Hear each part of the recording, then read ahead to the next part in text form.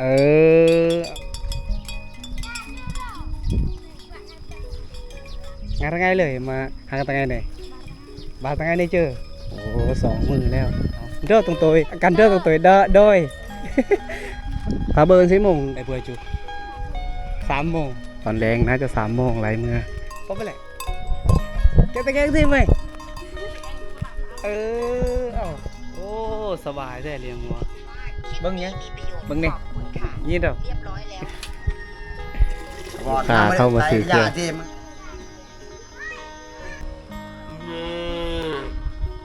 ก็เจ็ดเจอ3 โล 4ประมาณนี้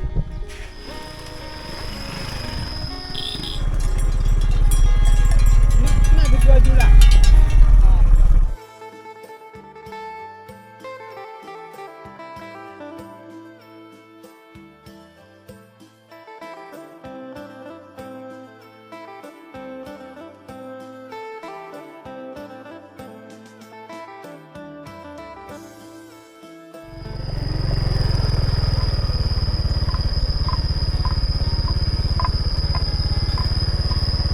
ตอนนี้ก็น่าจะเข้าหอดโบบานข้าเจ้าแล้วทุกคนเลยโอ้นี่มันน่าจะเหม็นงัวเลยสมองนี้ข้าเจ้าแก่งัวแต่เศร้าแท้แกตะแกงบ่หนักอะไรทีไรหรือปล่อยเอาสบายดีทุกคนและการสบายดีพ่อแม่พี่น้องทุกคนเด้อที่กำลังติดตามเลยครับชมวิดีโอเบาเก๋บานปลาทุกคนเลยวิดีโอนี้เบาเค้ก็ได้พาทุกคนไปเที่ยวย่ามตอนเช้าเลยนะตอนนี้ก็น่าจะเขาหอดมุมบานเขาเจ้าเลยดีนะได้พอเขาเจ้าได้ปล่อยมั่วปล่อยควายส่วนนี้เขาเจ้ายังบ่ทันได้เลี้ยงเขาเจ้ายังปล่อยนะแต่ว่าตอนแรงนะเขาเจ้าก็สิไปหาได้ตอนแรงกำลังย่างเข้าหมู่บ้านเลยตอนนี้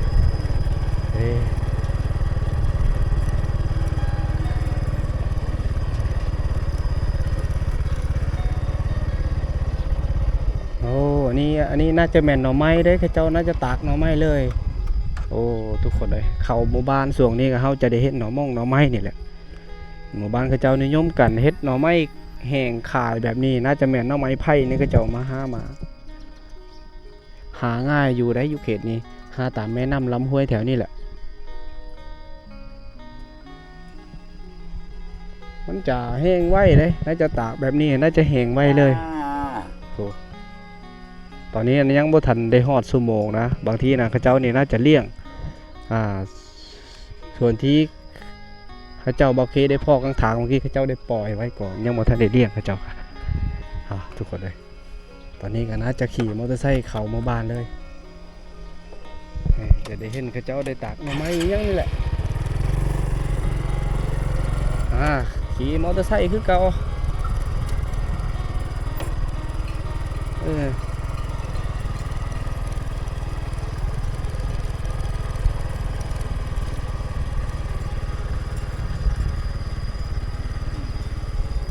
กล่องฟื้นเต็มอาญะอยู่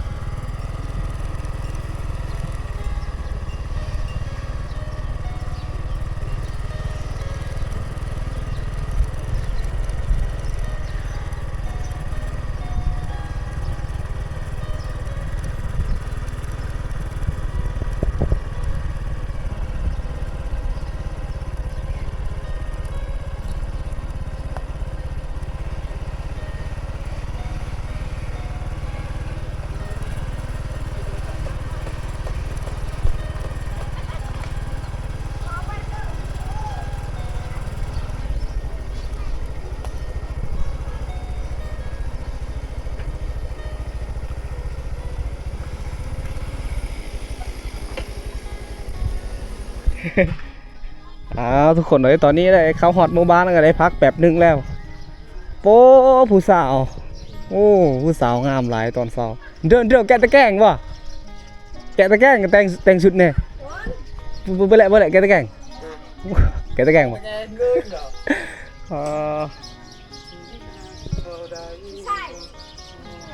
เดินเนี่ยปะบุญเม่นทุกคนเลย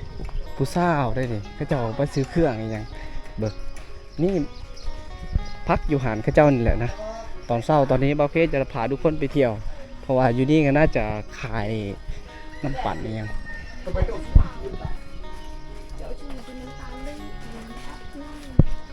โอ้ก็ได้อย่างน้ำปั่นเด้อกูโมดเยอะเจอแต่ไป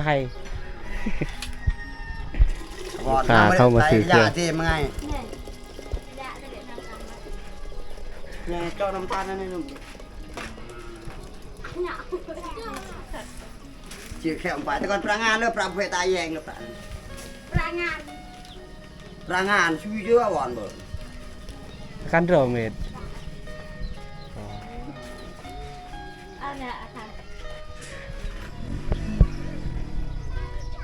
พาทุกคนไปเที่ยวตอนเศร้าเลย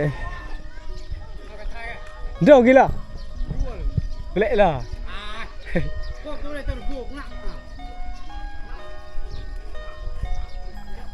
กันเดี๋ยวกี่ล่ะ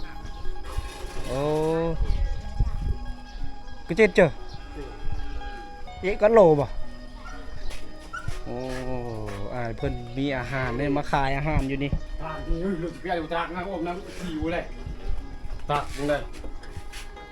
ชาลูชอชาลูซี่3 โล 4ประมาณนี้โลนสิ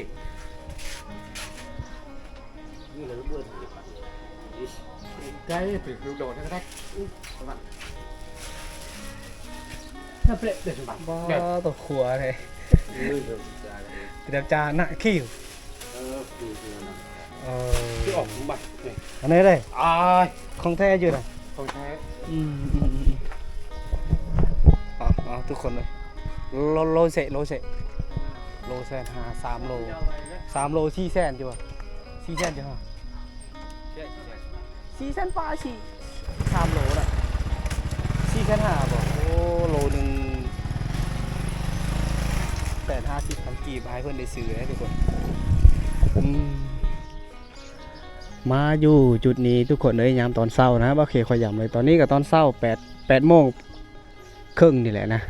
อันนี้คือมะเขียบฟังลาวเอิ้นว่ามะเขียบเลยมันเป็นช่วงฤดูกาลของมันเป็นมากนี่อยู่สวนเขาเจ้านี้น่าจะตากเครื่องตากคลองไว้อยู่จุดนี้เลยนี่โอ้ไก่กับบักย้ายเลยกุ๊กกุ๊กกุ๊กกุ๊กกุ๊กกุ๊กกุ๊กกุ๊ก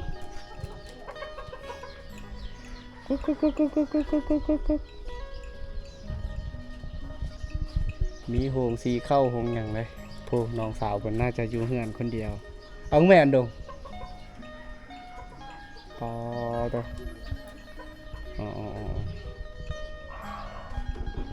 สบายอยู่เขตนี้ทุกคนเลยหมู่บ้านเขาเจ้าบ่ได้มีการตำข้าวตำหยังเลย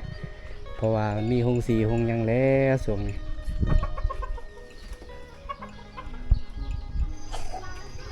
ถ้าว่าย่างไปในหมู่บ้านส่วนนี้ก็จะได้เห็นหน่อไม้แบบนี้แหละเขาเจ้าเฮ็ดหน่อไม้แบบนี้เลยนี่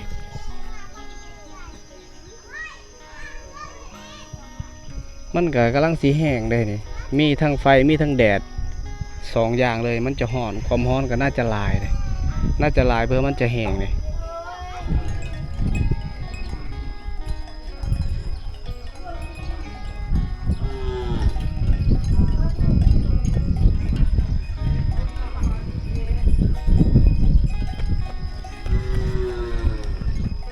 นี่เมื่อหอนโมงหอนยามแล้วเขาเจ้าจะแก้งัวแก้ขวายเลยตอนนี้เวลาจะ9 โมงเลย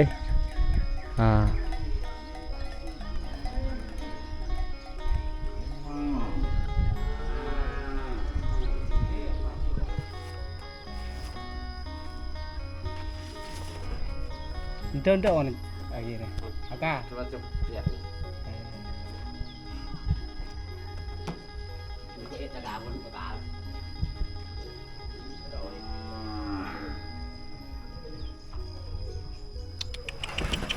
ตรงเงินทุกคนเลยอายเพื่อนได้เลี้ยงนะโอ้นี่เลี้ยงให้มันใหญ่โลละ2 ล้านกีบได้ถ้าว่าใหญ่นี่โอ้อย่างไปหรือว่าเที่ยวไปตามหมู่บ้านส่วนนี้โอ้นี่อันนี้มันน่าจะแม่นงัวตรงงัวเด้ ทุกคนเลยเขาเจ้าก็ยังบ่ทันได้ปล่อยชั่วโมงนี้นะแกะตะแกรงบ่โอ้อ๋อ กำลังย่างไปตามหมู่บ้านนี่มันน่าจะเป็นตัวงัวตอนนี้เวลาน่าจะ9 โมงกันแหละโอ้ผู้สาวน้อยไปแหละไอ้กี่บ่แกะตะแกรงโอ้พ่อน้องเพิ่น เอางูแกะเลยมั้ยแกะ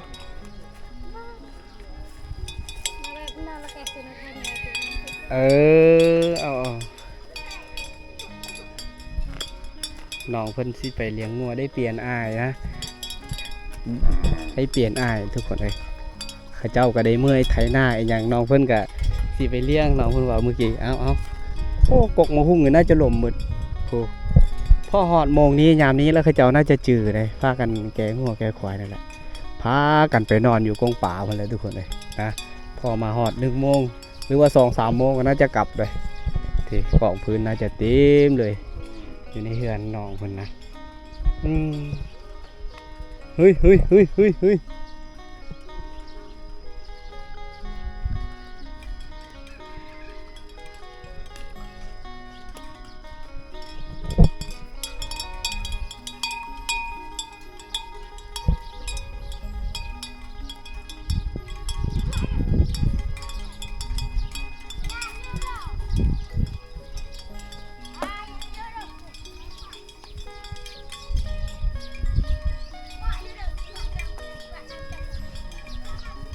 ตะแกรงเยอะใช่ลำเยอะนี่เลยเอากระเป๋าทีแกตะแกรงที โอ้เขาเจ้าจะไล่ขึ้นทางนี้เลยงานง่ายเลยมาหากันตะไงไหนบาตะไงได้เจอโอ้2 มือแล้วทุกคน สิพาไปเบิ้งน้องเพิ่นแกงงัวได้ยามตอนเช้าได้เอาเด้อตรงตัวบ่กันเด้อตรงตัวโดย เอาพากระถือเข้าถือน้ำได้12 โมงมีอย่าด้วยน่ะ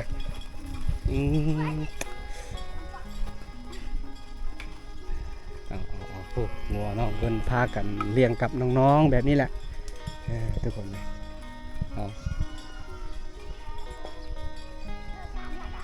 โอ้นี่คือปู่ทางพุ่นกันหน้าสวนวนกันแกงหัวแกขวาเลย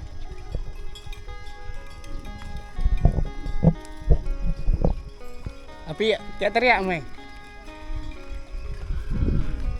พาเบิร์น6 โมงกี่ไปเพื่อจู3 โมงตอนแรงน่าจะ3 โมงไรเมื่อเอา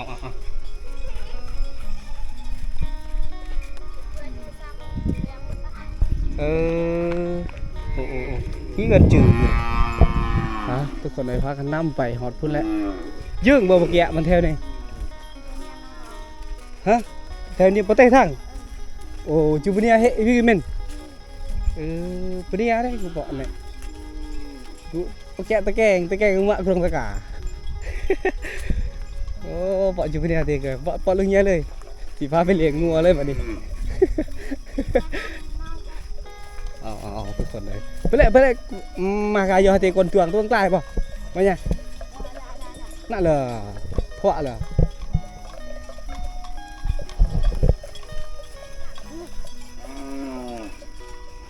โอ้หมดมือเลยน้องเพิ่นตากแดดทุกคนเลย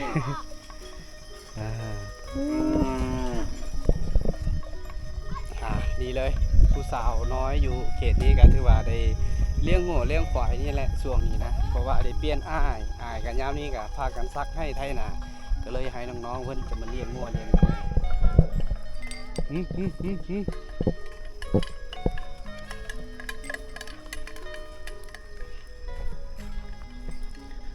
นะงัวบางโต๊ะกับเจ้ายังไม่ทันได้แก่ด้วยนี่มันเป็นเจ้าของทางห้างตัวนี้ยังไม่ทันได้หอดโมงเจ้าของงัวยังไม่ทันได้ตื่นนอนเพิ่นก็น่าจะเบิ่งเลยกำลังเลาะกำลังเที่ยวตามหมู่บ้านนี่เลยนี่เห็นบอกโอ้สมองดินี่ที่เขาเจ้าแกงหัวขวายได้ทุกคนเลยหมู่บ้านเขาเจ้า มันน่าจะแม่น9 โมง 10 โมงแหละตอนนี้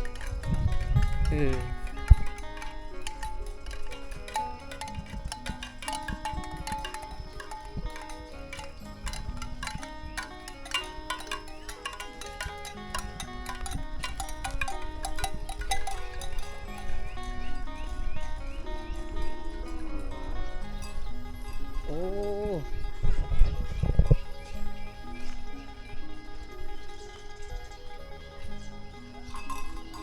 บ่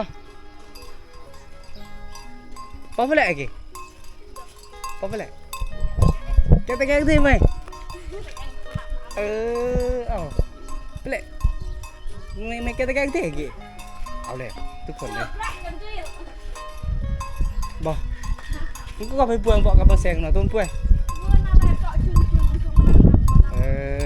สัตว์ดอกเลยสบายnơiสัตว์ดอกตัวเหียนเลยไอ้เหี้ยต้องเอาตัวเหียนเลย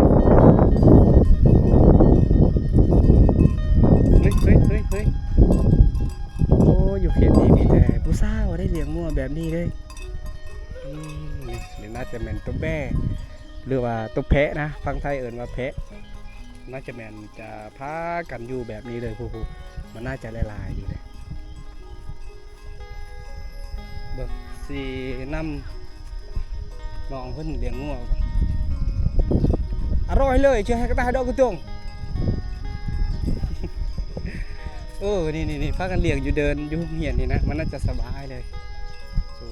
น้องเพิ่นได้ทุกคน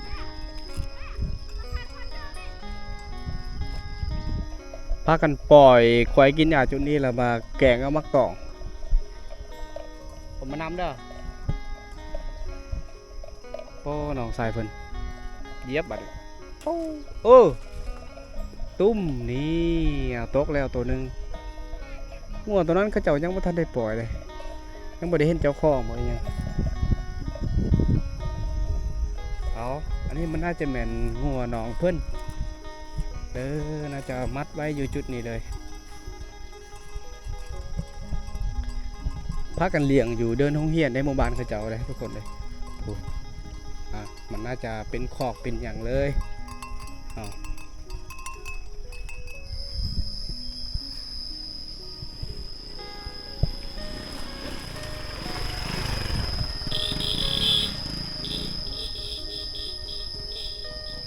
โอ้สัตว์เลี้ยงมีแต่งัวหมู่บ้านเขาเจ้าเขาจะได้เห็นงัวนี่แหละนี่เห็นบ่ตะกั่วกี่เอี้ยนน่ะเวลามูดกลับตะกั่วสบาย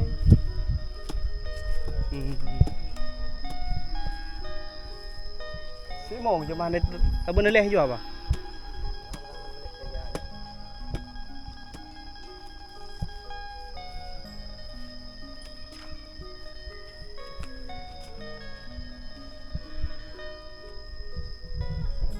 ต้องหย่างเลาะหย่างเที่ยวแบบนี้ละตอนเช้ากับบ่ได้เสาทุกคนเลย9 โมงกับ 10 โมงตอนนี้โอ้ตกควายน่าจะเป็นควายทางพุ่นนี่งัวเขาเจ้ายังบ่ท่านได้แก้ได้ปล่อยอย่างเลยนี่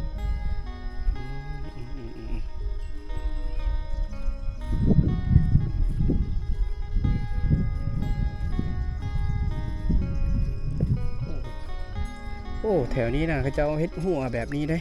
นี่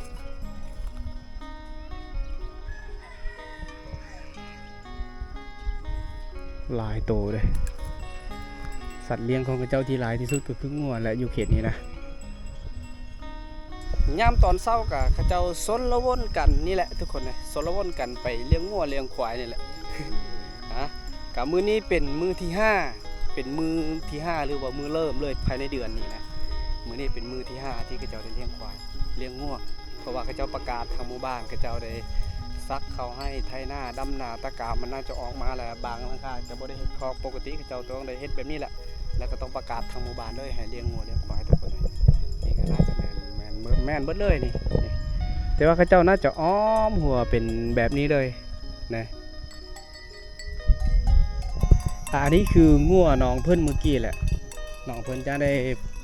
ผูกงัวไว้จุดนั้นมานั่งอยู่จุดนี้เลยลิ้นโทรศัพท์สบายโอ้สบายแท้เลี้ยงงัว5 โมงซัดเนาะโอ้ทุกคนเลย งานง่ายเลยแกงานง่ายเลย เชิญหาพายกูได้ ฮักกันเลยเมื่อวานนี่น้องสาวเพิ่นทุกคนเลยเลี้ยงกันสบายแบบนี้เลยนี่คือน่าจะแม่นโรงเรียนเลยนะแล้วก็พานั่งลิ้นโทรศัพท์เด้อสัญญาณเร่ง เร่สิ สัญญาณกระแหงทุกคนเลยโอ้งามหลายมีผู้บ่าวเราบอกให้ถามเลย มี มีแล้ว มี โอ้เห็นอยู่เลยในสตอรี่แล้วโอ้น้องเพิ่นว่าบ่มียังโสดบ่โอ้ยังโสดแท้ทุกคนเลยตอนนี้ก็ได้ย่างออกจากจุดนั้นนี่เลยทุกคนเลยผู้สาวอยู่เขตนี้นะดุได้เขาต้องเอื้อนว่าดุกับแม่นะพากันไปเลี้ยงงัวเลี้ยงควายนี่แหละตอนเช้านะยามนี้ยังบ่ทันได้ฮอดแล้วดูดำให้ดำนาหลักพากันไปเลี้ยงงัวบางคนก็น่าจะเลี้ยงควายอันนี้นะก็เจ้าบ่ได้เลี้ยงตัวแบนี่พากันนอนแบบนี้เลยนอนสะๆแถวนี้เลยนี่น้ำกินน้ำใส่กับเขายังได้เห็นน้ำบาดาลแบบนี้น้ำสร้างที่เจ้าคุดคุมใหญ่ๆแบบนี้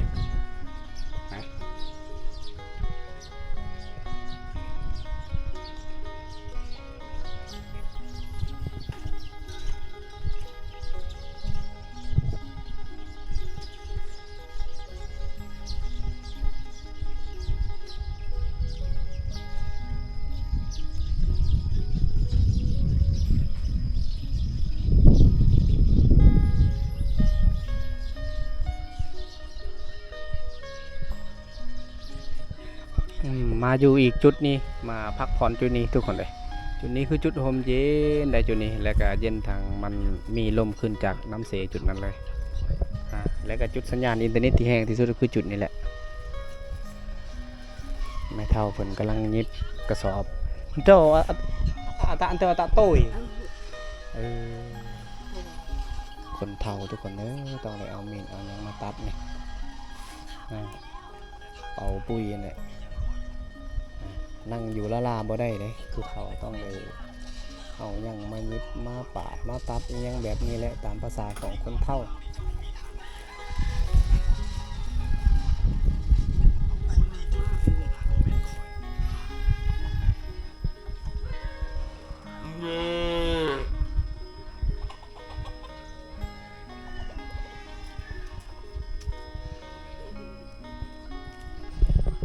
มันน่าจะห้องหาแม่ห้องหาโมหาพวกผูกเห็นบ่โอ้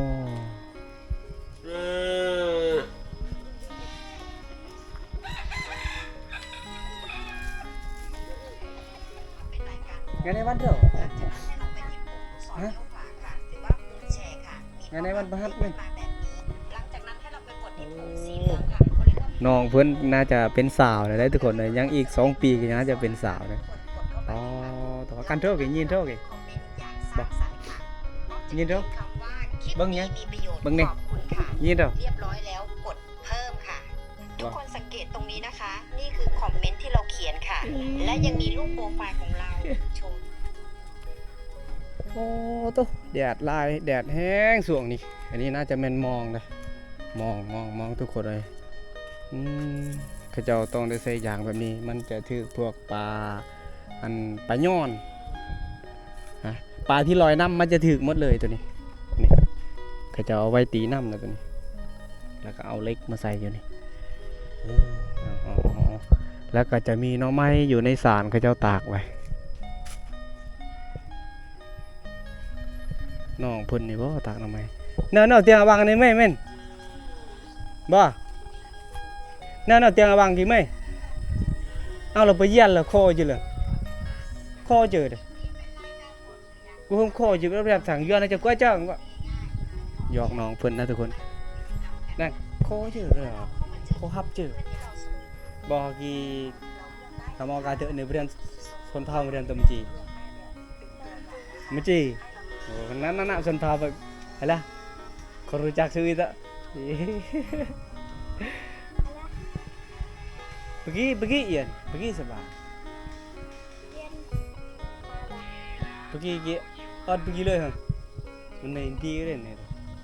บอลเขาเจ้าได้พัดขี้แกบเป็นยังไงจุดนี้น่าจะแม่นเย็นได้จุดนี้มันเย็นกับในกกลำไยและก็เย็นจากอยู่ติดกับแคมป์เซ่แบบนั้นนะ ความเย็นมันจะขึ้นมาจากอัมเซ่นะทุกคนเลยบ่อนนี้ไก่ก็น่าจะเคี่ยกินอหยังในจุดนี้นะลมเย็นดีเลยอยู่ล่างเหือนน้องเพื่อนนี่แหละไปเลยไปจะโดยล่ะกันจ้าตั้งแต่น้อยเบาเคได้ถ่ายน้องเพื่อนทุกคนเลยได้ถ่ายนะตั้งแต่น้อยเลยตอนนี้ก็จะเกือบสิเป็นสาวเลยปีนี้กับป .5 ปีหน้าก็น่าจะแม่นม .1 หรือว่าป .6 นี่แหละน้องเพื่อนก็กำลังเหียนเลยทุกคนได้ขี่มอเตอร์ไซค์แล้วตอนนี้นะโอ้ผู้สาวโอ้บ่เดินกันด้วยประตูประจุอะไรอย่างนั้นก็อากาซอได้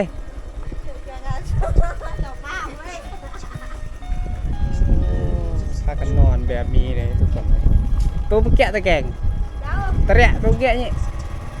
โอ้อากาซออาบผู้สาวก็มีแต่นอนแบบนี้เลยได้อย่างที่เห็นนี่เลยเดี๋ยวเอาเครื่องของอยู่นี่ก่อนไม่มีอย่างหรอกเครื่องของมีแต่สาก power bank นั่นแหละทุกคนเลยมาหอดหมู่บ้านก็ต้องได้สาก power bank แบบนี้แหละเอานี่เห็นบ่ power bank โอเคน่าจะขึ้นแล้ว 62% แล้วอันนี้บอลคายน้ำโป้งน้ำปั่นนี่ยังทุกคนเลย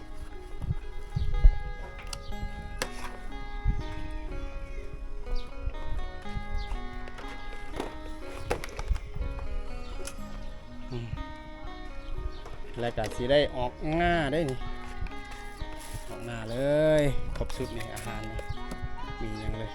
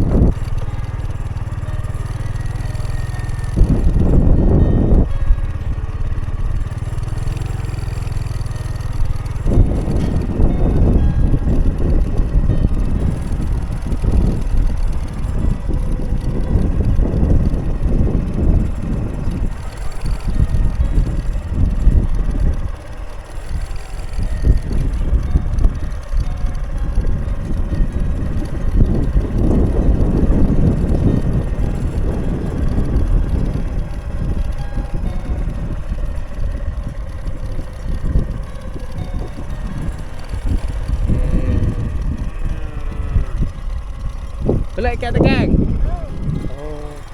เดิมไหมแกตะเรียแหละ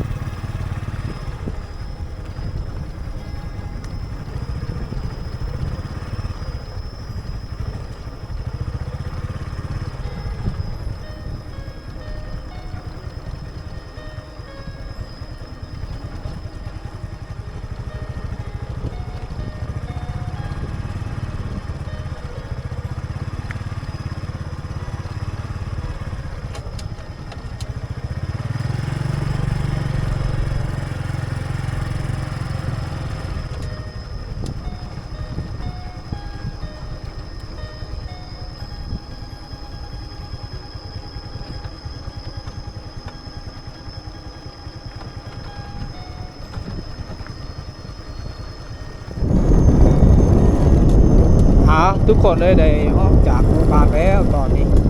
แล้วก็กำลังสีออกหน้าเลยมุ่งหน้าออกหน้าเลยตอนนี้เพราะว่าเมื่อวานนี้ก็บ่ได้ออกหน้านะกลับมาไปเที่ยวงานแต่งก็บ่ได้ออกหน้าหยัง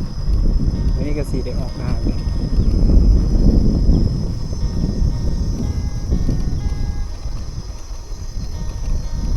ออกเบิ้งตะกร้าที่วานปะไว้จักมันเป็นหยังทีนี้คนบ่ได้ตกจักได้เฮ็ดได้บ่หน้าทุกคนเลยเอาจีก็บ่ได้เฮ็ดหน้าแล้วปีนี้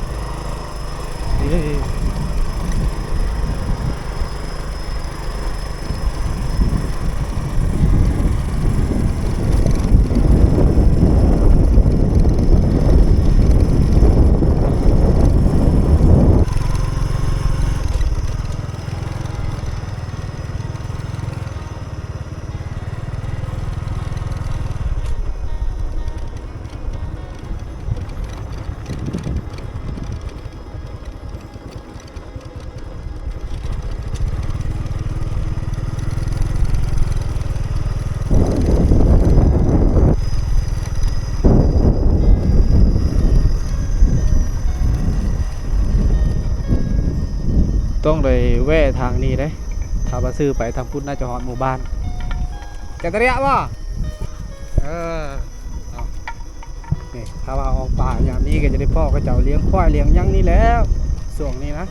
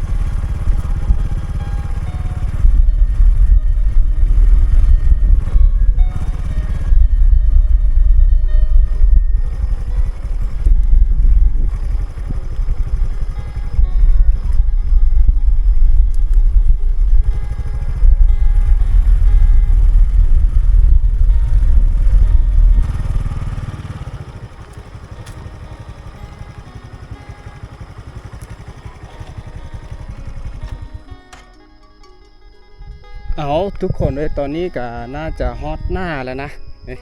ได้ซื้อของกินยังบ่ทันได้กินข้าวเช้าเลยไปกินอยู่หน้านั่นแหละโอ้ป่านี่คันหน้าก็ขาดเบิดทั่วทีบทั่วแดนเลยฝนโดนๆมันน่าจะตกเทื่อนึงมันก็เลยขาดมันตกเทื่อนึงแล้วมันจะตกแห้งเฮ็ดให้ขาดเลยต้องได้รัดออกนี่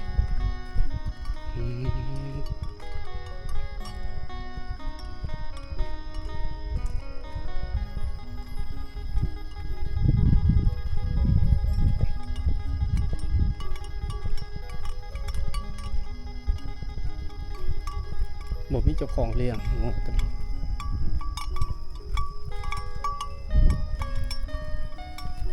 โอ้ตัวยามนี้พัดบ่มีน้ำมีอย่างเลยนี่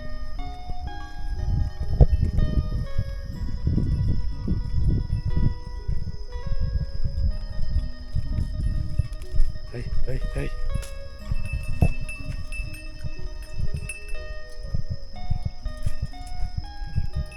นี่นะอันนี้มันน่าจะแมนนาบ่าวเพิ่นนะเพิ่นก็จะได้เฮ็ดคันแท้แบบเฮ็ดไม้แบบนี้เฮ็ดเอาเองเลยนี่เอาสวนเอาอย่างนี่แหละมาเฮ็ดเบิ่งนี่โอ้ก็ตัวสูงๆแบบนี้นะเอ้าทุกคนเลย